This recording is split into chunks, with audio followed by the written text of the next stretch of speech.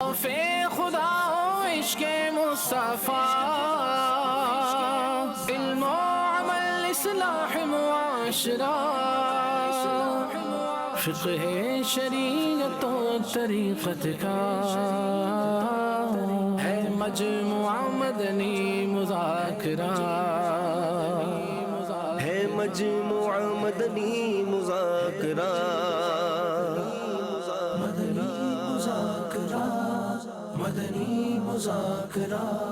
Alhamdulillahi Rabbil Alameen Wassalatu wassalamu ala Sayyidil Mursaleen Amma ba'd Fa'a'udhu billahi minash shaytanir rajim Bismillahir Rahmanir Rahim As-salatu wassalamu alayka ya Rasulallah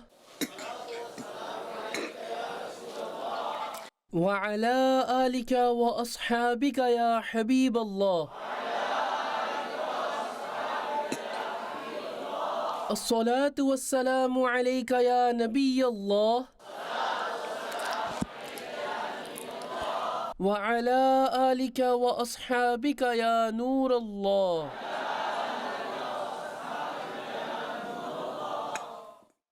Mercy of the mankind, the most generous and kind, the intercessor of Ummah, the Holy Prophet sallallahu ta'ala alayhi wa alihi wasallam has stated, whosoever recites durood upon me 100 times on the day and night of Friday, Allah Jalla Jalaluhu will fulfill his 100 needs, 70 of the hereafter and 30 of this world. And Allah Almighty will appoint an angel who will bring that durood in my grave in such a form,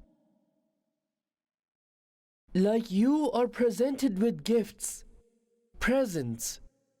Verily, my knowledge after my visal, i.e. apparent passing away, will be same as it is in my apparent life. Sallu ala al-Habib sallallahu ta'ala ala Muhammad. Tonight is the third night of the blessed month of Rabi'ul Awwal 1441 Hijri. Madani Muzakra is being conducted in the Global Madani Markaz Faizane Medina. Please ask questions. It's not necessary that I'm able to reply to every question, and that too correctly. If possible, we'll try to reply. If you find me making mistake, rectify me straight away. You won't find me beating around the bush or sticking to my opinion unnecessarily. Rather, you'll find me grateful to you whilst rectifying myself. Insha'Allah. Sallu ala al-Habib sallallahu ta'ala ala Muhammad. My name is Muhammad Husnain Raza. I'm calling from KPK. My question in the court of Amir Ahl Sunnat is that please define what backbiting is. Is it backbiting to backbite anyone? The definition of backbiting is that mentioning someone's faults, shortcomings that exist in a person as his defects behind his back, and behind the back means that talk about the other person in such a manner that he cannot hear you. In other words, you talk about him, hiding from him. This is what backbiting is. So, no doubt that when someone talks about someone in this manner, then it although is backbiting, but there are few exemptions in it. As in, if the intention is to mention someone's faults, then it is sinful backbiting. When there's no other intention, or if one intends to reform someone, as in told the defect of the son to his dad that your son does this and this, and the intention is that the father reforms his child, or complain to the teacher regarding the student so that the teacher reforms his student. This is just an example. This backbiting is not considered as sinful backbiting. There are various other such exemptions as well where there is no sin upon the person who backbites, i.e. it's not sinful backbiting, although it is called backbiting, but not such that is considered as sinful. Sallu ala al-Habib sallallahu ta'ala ala Muhammad. My name is Asghar Ali Attari. I'm calling from Punjab, Pakistan. Ya Sayyidi, is there a possibility of backbiting when joking with each other, as in telling one friend about somebody else? Yes, absolutely. There would be so much backbiting happening in this way. If you told about your friend to someone even in a joke, you still exposed his secret. You mentioned his fault, so it is backbiting. Sallu ala al-Habib sallallahu ta'ala ala Muhammad. How can a person refrain from backbiting when the other is talking about faults that exist in him?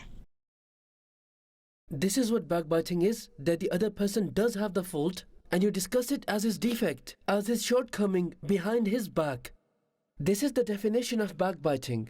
And if the other person does not have the fault and then one's mentioning it, in this case, this is slandering, which is even a bigger sin than backbiting. Do read the book Backbiting, Cancer of the Society. Inshallah, you'll attain a lot of information and knowledge regarding backbiting, and inshallah, you'll develop a mindset to refrain from it. In this book, there are also more than 1800 examples of backbiting, etc. Sallu ala al-Habib, sallallahu ta'ala, ala Muhammad. Ya Sayyidi, is it allowed to eat this fish that resembles like a human face? Please guide us in this regard. This particular fish has been discovered in China. That's the research and news about it. And if you look at this fish, it actually does resemble like a human face. A person might get scared by looking at it, let alone eating it. He'll fear that it may eat him. Nevertheless, the Shari'i ruling is that if it falls under the category of a fish, as in if it actually is a fish, then it's halal to eat it, no matter how the face is. Wallahu ta'ala a'lamu wa rasuluhu a'lam.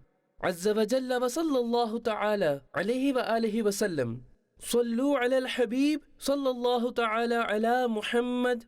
My question to Amir al-Sunnah is that do stars make a difference in the life of an individual? Many a times people have hardships and people say that your stars are not favorable for you. Is this statement correct? And is it true that stars have an effect in one's life? These are just Urdu proverbs. They also say that time's not good for you, without mentioning about the stars. So it refers to that there's a passage of time in which a person faces calamities, difficulties, etc. Like some people say that before I would touch soil and it would turn into gold, and now touching gold turns into soil. So it's a passage of time. At times one faces prosperity, and generally a person falls prey to heedlessness when he is affluent. And when the time of calamity comes, then he remembers Allah. So in this way, a calamity proves to be a blessing for many people, as it's like a turning point for them. They bow down in the court of Allah Almighty with the hope that Allah will remove this calamity. So these are different phases that people refer to as rotation of stars, etc. Otherwise, stars' rotation is ongoing, non-stop. They don't stop. Could you please also explain about the concept that stars have got some sort of impact on someone's fate? Some people believe in astrology. I think it would be beneficial if you explain if it is okay to do so or not.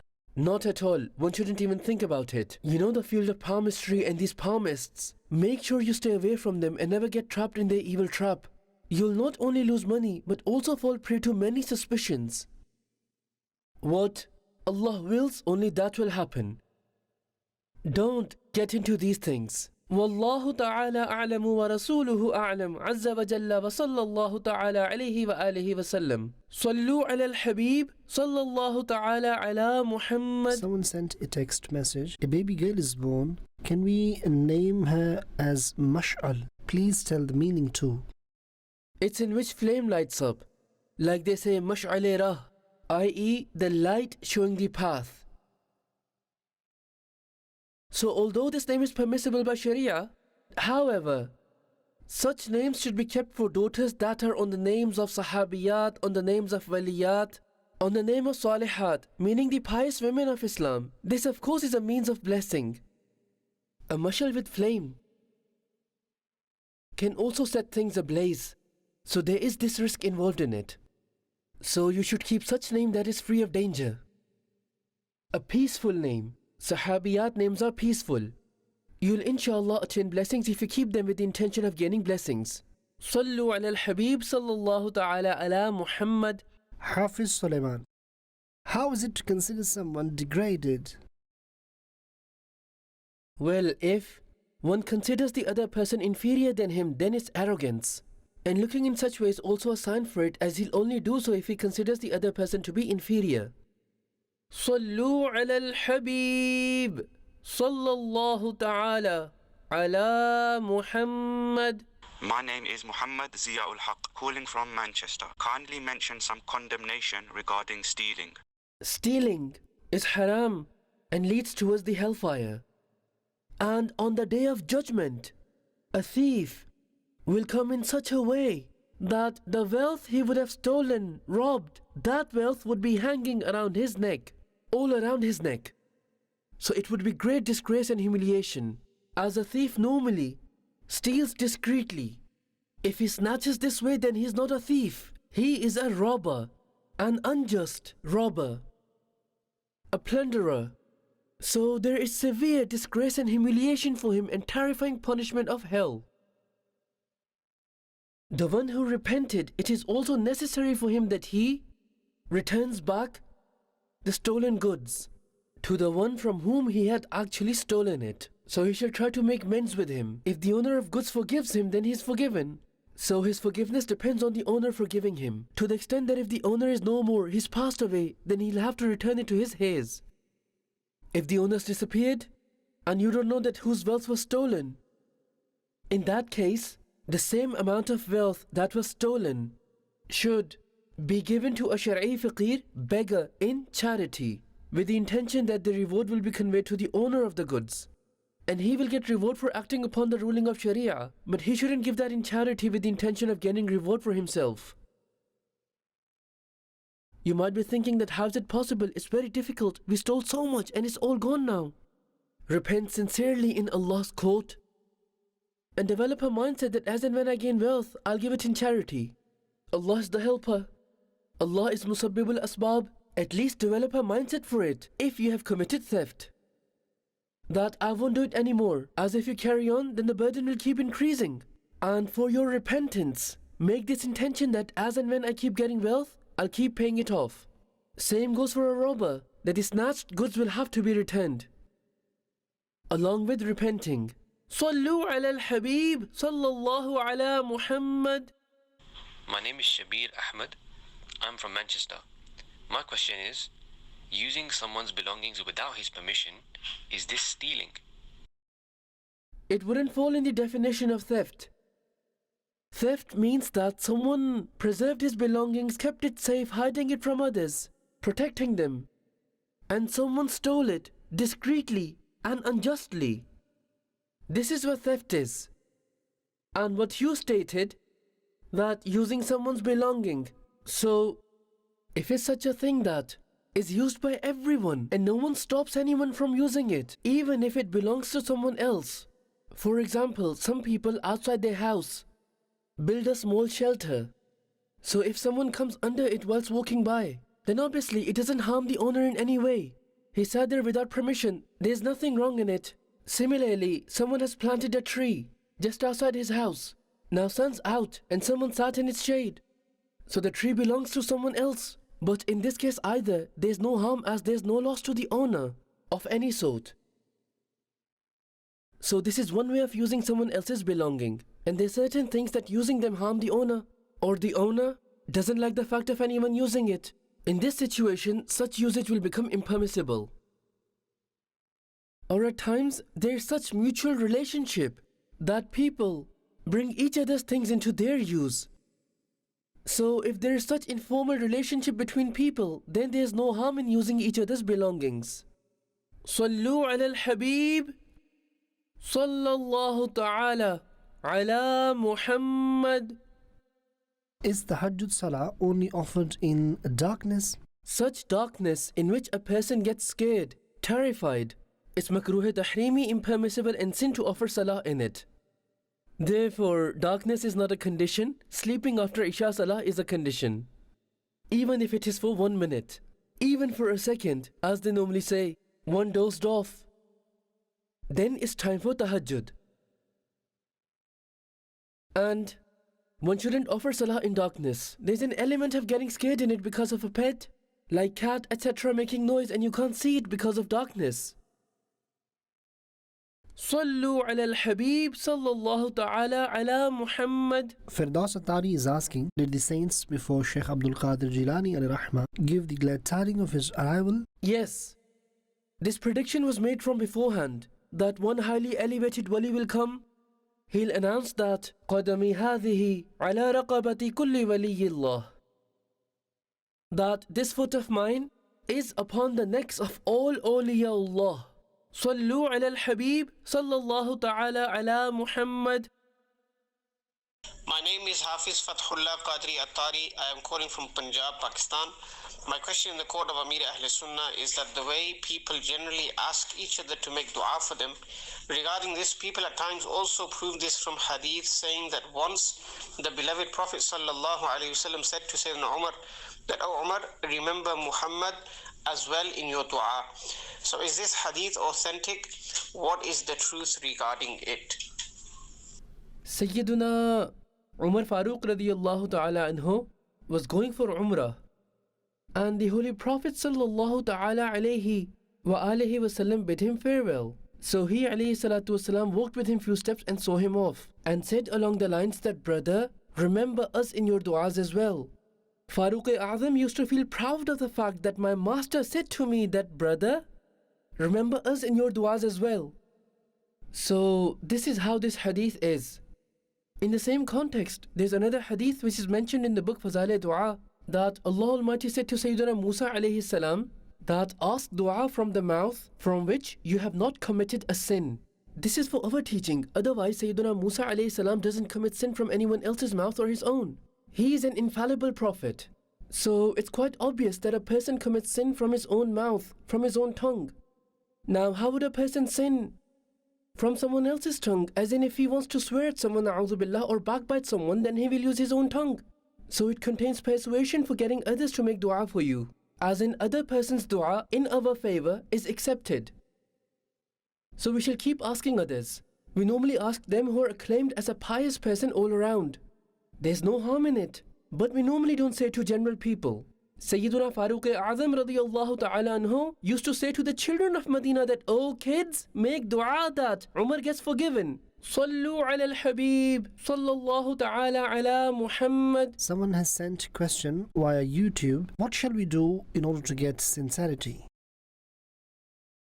One should acquire knowledge regarding it. In Ihya al-Ulum, there's a whole chapter regarding sincerity. It contains a lot of content. So reading the verses, narrations and accounts of sincerity in Ihya al-Ulum will increase your sincerity. Well, everyone does have some element of sincerity in him, as no one can be a Muslim without having any sincerity. As in, we believed in Allah from our heart, believed in every prophet, believed in every heavenly revealed book, we believed in the angels, paradise and hell, isn't it? As in, from the bottom of our heart, we believed in all these matters. This is our sincerity. So without sincerity, a person wouldn't be a Muslim at the first place, isn't it? As in, if someone pretends to be a Muslim and says that, "Yes, I'm a Muslim, I believe in Allah Almighty," and na'udhu billah, his feelings are contrary to it in his heart, then he's a firm hypocrite. He's a disbeliever and will stay in hell forever. So every Muslim is sincere from this perspective. Now, sincerity in deeds, khulus.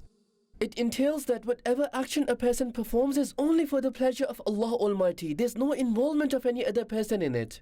This is sincerity. Further, there are many definitions of sincerity. Now, there are different situations where pleasing people through actions also consists of sincerity, like pleasing parents so Allah gets pleased. So in this case, pleasing people is also a means of reward, and sincerity is found in this action too.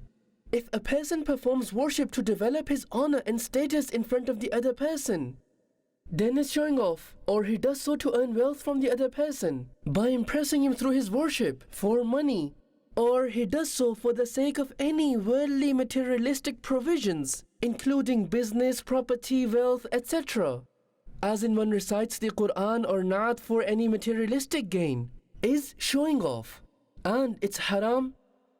So sincerity is that a person performs an action only for Allah Almighty. And if the pleasure of any other person is also included in a person's action, then it will still be sincerity if that is also for the sake of Allah Almighty. For example, Allah Almighty commanded us to serve and please our parents, so our serving them will of course please them. Sallu ala al-Habib sallallahu ta'ala ala Muhammad. Those who are imams, how can they attain sincerity? Remuneration for imamat is permissible. In the past, even this was impermissible. It wasn't allowed. Then the scholars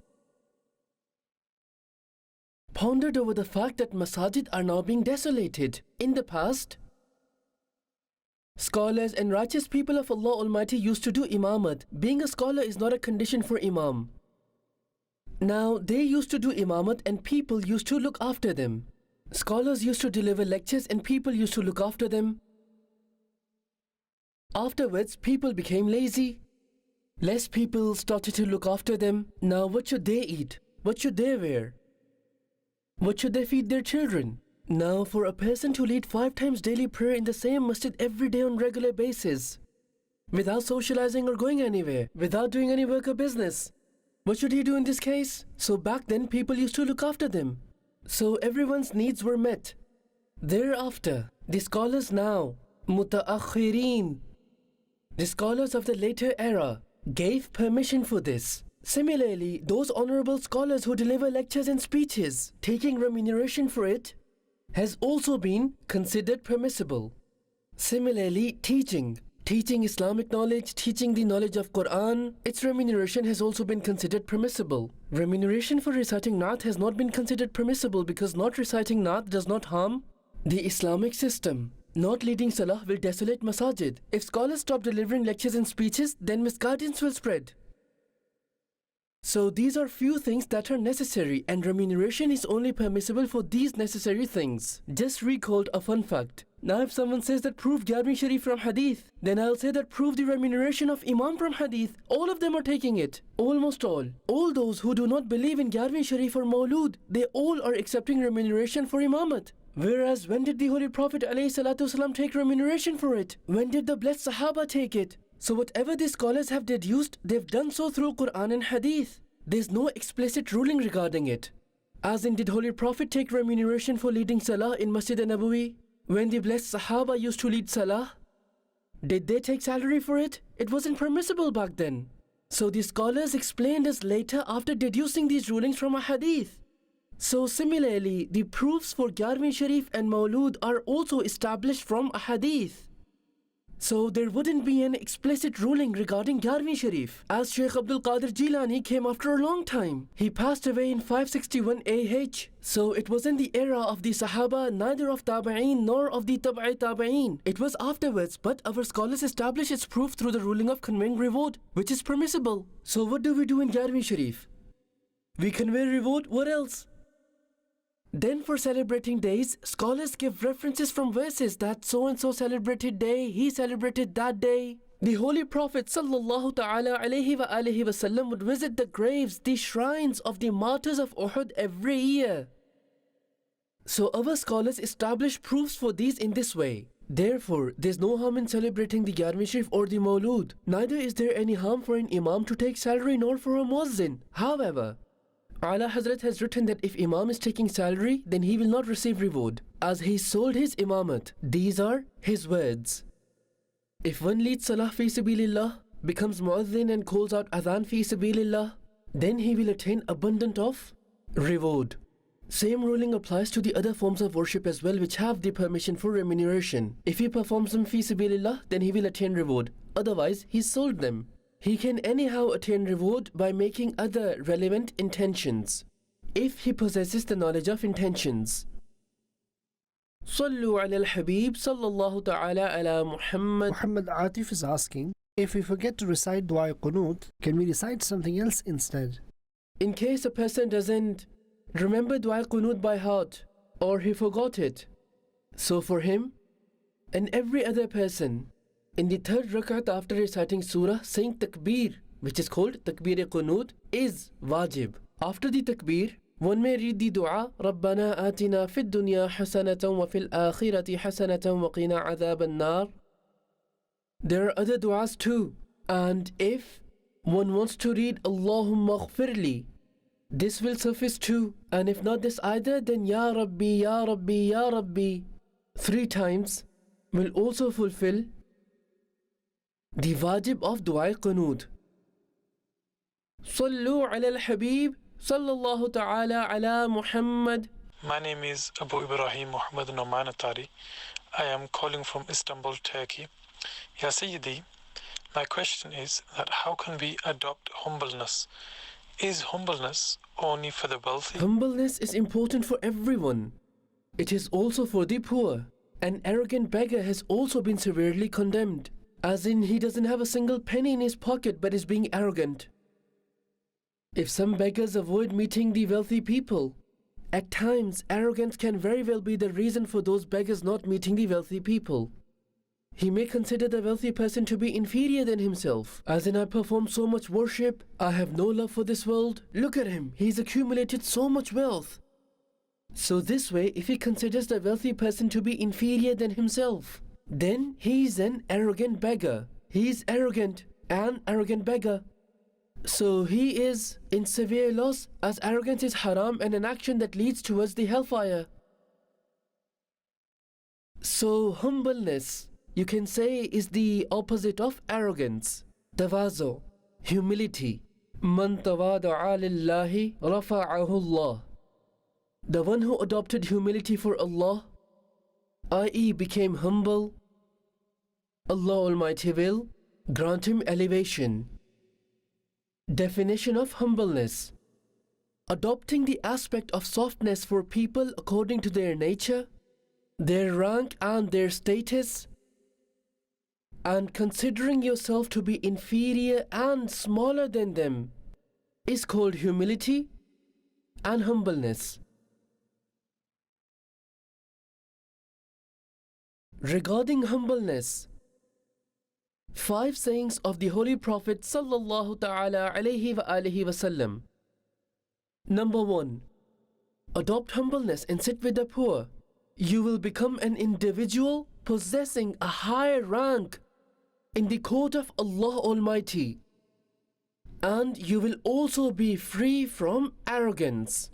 Number 2. Acquire knowledge. For knowledge, lend tranquility and honor, and whom you lend knowledge from, adopt humility and humbleness for him as well. Number 3. It's necessary upon you to adopt humbleness, and undoubtedly its actual place is the heart. Number 4. He who adopts humbleness for his Muslim brother, Allah Almighty grants him elevation. And the one who wants elevation over his Muslim brother, Allah Almighty makes him face downfall. So elevation opposite is downfall. Elevation meaning rise, and downfall means falling down, depth. Number 5. In a gathering, sitting at an inferior place is also observing humbleness for Allah Almighty. Sitting at a designated place for the VIPs that is cushioned properly with a beautiful cover on it, being the limelight on the stage, this is one thing. And the other thing is that a person sits next to the shoes, at such an inferior place where normally people do not sit, and he's a dignitary. If an ordinary person humbles himself, nobody knows him anyways. People will make him sit at random places themselves and no one will let him sit on the stage. So his humbleness will not count as much because no one knows about him. And nor does he feel it. And neither did he express the desire to sit on the stage or be in the limelight, that people pushed him away and made him sit at a random place. So nevertheless, sitting at an inferior place, at a low place, at a random place is also humbleness. But if people like us go somewhere, nobody can even stop us. We will straight away sit at the place which is designated for the VIPs. We have the misconception that it has been decorated only for us. Only if we attain humbleness, we won't open our car door ourselves. Someone will come, open the car door with extreme honor, then he will say, "Your Highness, please come," and then we will sit. Similarly, we can't open a door with our own hands. Someone will come, he will open the door with extreme respect and say, "Please come." This is our state, but we pretend to be the leaders of the humble. So we've just heard the hadith that humbleness should be in the heart. On our tongues we have humbleness, and our hearts are filled with arrogance, and Allah knows what other impurities. May Allah Almighty grant us the humbleness of the heart. Sallu ala al-Habib, sallallahu ta'ala ala Muhammad. What is an Islamic ruling for a woman offering salah or doing dhikr without scarf? Covering the hairs of the head during salah is fard. If she has a thin shawl on because of which her hair are visible, even then her salah will be invalid. She can't offer it bareheaded either. The salah will be invalid. A specific kind of shawl is not a condition for this. Any kind of cloth would do, a thick one, which would conceal the visibility of her hair, i.e. the color of the hair does not get revealed. It should be such a cloth. However, if she is at such a place where no na-mahram's gaze would fall on her, or if she's alone in a room and bareheaded performing dhikrullah, then this is permissible. However, from the perspective of etiquettes, she should do so whilst having her head covered. Sallu ala al-Habib, sallallahu ta'ala ala Muhammad. My question to Amir of Al-Sunnah is that how is it to take an omen from a black cat? Is there a risk of being harmed through these things? The ill omen that people normally take from a black cat is, let's say, if a person is going on a journey and a black cat crossed him, then he will return back from his journey thinking that he will now face a loss. So, this is from disbelievers. There is nothing as such amongst Muslims. But the company of disbelievers has developed this concept amongst Muslims. This is the effect of disbelievers' company. So, this is wrong. Doing so in Sharia is impermissible and haram. Having ill omen. You can derive a good omen from something. For example, you leave in the morning and you came across a pious person. Then you say that, MashaAllah, the day will be nice today. So this is a positive omen, a good one. This is permissible. Sallu ala al-Habib, sallallahu ta'ala ala Muhammad. My question is that how can we keep children away from tale-telling? First of all, we should know what tale-telling is. We should know its definition. The definition of tale-telling is that to make both sides fight, mentioning one's matters to the other. This is called tale-telling. And its condemnation is present in the Holy Quran as well as in the blessed Al-Hadith, to the extent that one hadith states that a tale-teller will not enter paradise. And some people have this quality. Like if you tell him something about someone, then he'll go and tell the other person. Like, do you know, he was saying this about you. And now he will say, is it? Did he say this? I know him very well. He's like this, he's like that. And he says to the first person that he was saying so and so regarding you. Now both of them will have dispute with each other. A tale-teller is an extremely accursed person. And for a person like this, we chant the slogan, thief of love, a tale-teller, a tale-teller. So a tale-teller is the thief of love. So he is a sinner and deserving of the hellfire. Now for children, as far as they are concerned, how can their action in reality be referred to as tale-telling? As they don't have any concept of raging fight between two people. In addition to this, their sins are not counted either. However, this habit of theirs should be removed. What they actually do is that they complain. Like, the big brother did this to me, the little sister broke my toy, he snatched my chocolate. So these are the kinds of complaints and issues they raise. Like, he beat me, and at times they're lying. It's not tale-telling. Some are just lies. No one said anything to them. Or just for no reason, they take someone else's frustration out on someone else. This also happens. So you should explain these kids with love and affection. That's what you can do. As per the situation, you should explain them according to their psyche. So they normally have this habit in them. So you should try to remove it.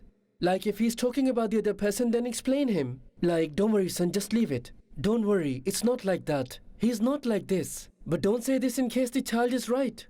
So try to adopt a wise approach and ensure not to entertain your child on this. If you entertain him, then the child will continue to talk, which will result in making him firm in this ill habit of his. Sallu ala al-Habib, sallallahu ta'ala ala Muhammad. في خدا عشق مصطفى المعمل إصلاح معاشرة فقه شریعت و طریقت کا ہے मजमुआ Madani मुज़ाकरा है मजमुआ मदनी मुज़ाकरा मदनी मुज़ाकरा मदनी मुज़ाकरा